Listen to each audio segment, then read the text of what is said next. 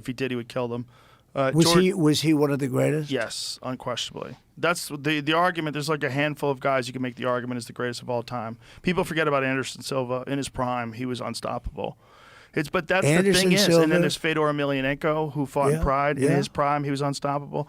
There's this, and you have a couple now that are pretty good. Oh, we've got so many now. Alex Pereira. Correct. There's an argument that he's the top pound-for-pound fighter in the world right now. He's looking very good. Yeah, it's unbelievable. But it's like fighters can only compete at that level for so many years, and so in my opinion, you have to judge them at their very peak. You can't judge them when they're hanging on and still fighting. You can't judge them when they're coming up. Peak. And that championship peak, there's a handful of guys that you would consider at the very top. If they stopped a little bit sooner, some of them would have had, I mean, there are a couple of that you just mentioned without mentioning names. If they stopped, they had the perfect, they were unbelievable. And then at a certain age, they start getting knocked out, right?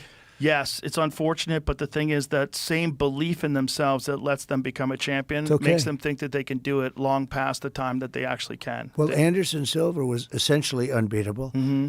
And then he lost a close one. Then all of a sudden he got knocked out. He got knocked out by Chris Weidman. Right. He was kind of clowning in that fight famously, and Chris Weidman had a vicious left hook, knocked him out. And then they fought a second time, and he broke his leg on Chris Weidman. Right, that's right. And after that fight, he was kind of never the same because that leg break injury, which Conor McGregor had, there's quite a few fighters. Weidman actually wound up having the same injury, ironically.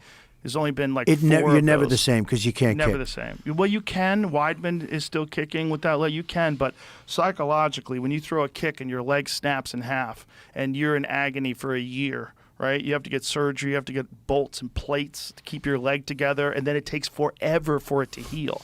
It always amazed me how the kicker, I mean, you have those cases, but the kicker will do tremendous damage to somebody's leg, but their leg doesn't seem to get damaged, isn't it? It does get damaged. It hurts more than you think. Yeah, but your shin, your shin gets very numb after a while.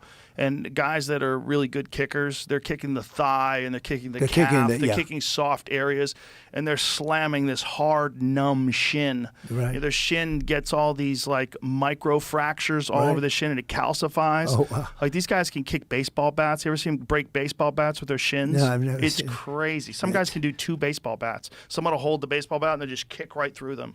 But see, I watch your enthusiasm now, right? Yeah. And it's like, that's why you're good at what. That's why nobody does this better.